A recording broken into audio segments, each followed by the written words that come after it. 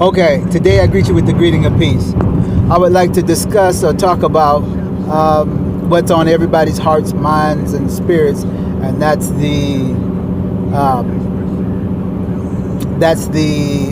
Ferguson ruling, where the murderer of Michael Brown was not indicted. I'm not shocked or surprised. Millions of people in this country were surprised, but not me, and that's because I haven't forgotten where I am. I haven't forgotten what this country is about. America has never ever treated African Americans as anything other than second or third class citizens. So, and it hasn't changed. I think the problem is, why everybody's so shocked is because, a lot of people forgot and, was blinded with the illusions that's been put forth here recently, starting first with, the war on terror. So, African Americans, they finally feel accepted because the propaganda and the lies from the media and from the elite are focused on Muslims and not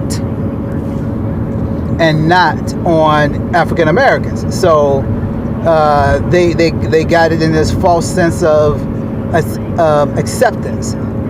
And then obviously with the election of President Obama, so with that, people think, oh, we finally made it, we're finally accepted.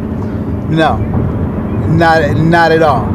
So with that, I gotta say, it's a shame that cop murdered that boy, and anybody with two eyes, ears, could see it and would tell you that. And anybody that says he didn't, says that it wasn't murder, they're just liars. I'm not gonna sugarcoat anything. They were lying. They are liars. That's it. They lied to cover up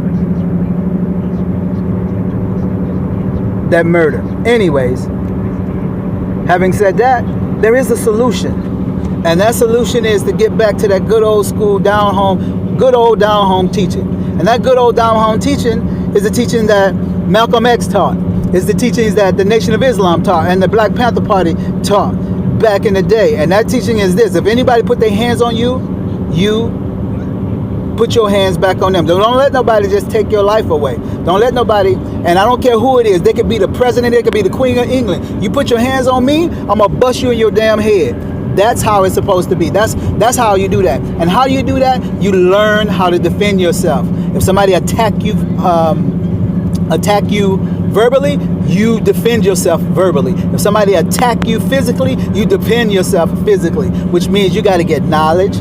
You got to get knowledge of self, knowledge of others. You got to get love for self and personal dignity.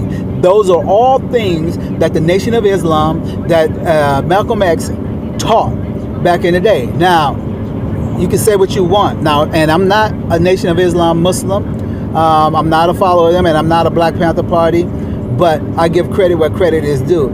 They did wonders for the African American men. So, with that, I could say this: everybody, if you want to know the solution, if you want to know how you can go and start to feel safe, have some dignity. Get some, educate yourself. And I'm not talking about educating, like simply educating yourself in the classroom. Go sit up under your mama. Go sit up under your grandmamas and your granddaddies, because they lived through the era when the Nation of Islam was reforming black men. Go sit up under them and listen to them and let them teach you and tell you how to be men. Teach you and tell you how to be strong. Teach you and tell you how to deal with struggle. That's what you need. And with that, stand up for yourself. Stop listening to these liars. And when I say liars, all types of liars, stop listening to rappers. Because rappers ain't nothing but liars. All of them so-called gangsters and thugs and the gangster disciples and all of them, simply liars. And I'm going to tell you something. This is the litmus test right here. Remember Tupac. Tupac driving in a car with some of his friends. He see two white men harassing a black man. He get out of his car and shot them two in the ass. As it turns out, these were 2 off-duty cops that he shot in the ass. Didn't know that dude, but he shot him in the ass anyway. Why? Because out of love for the love that he had for his fellow black man. What happened? His mother and his family instilled that love in him. So what I'm telling you, that's how you get back to it. You know, love yourself and you love your fellow man.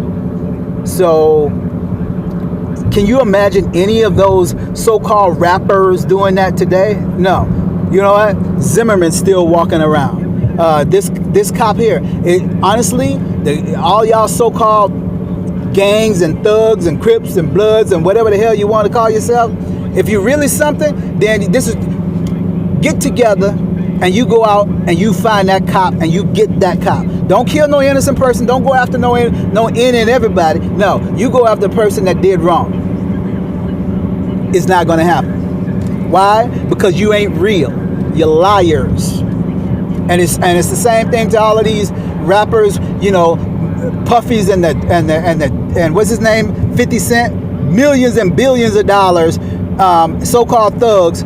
I tell you what, you let the same thing happen to a Jewish guy, 6 months or a year later, they'll find that cop dead. The Jewish, the Secret Service and all of them, they'd have went after, they'd have found him, they'd have sent somebody after, some assassins or something.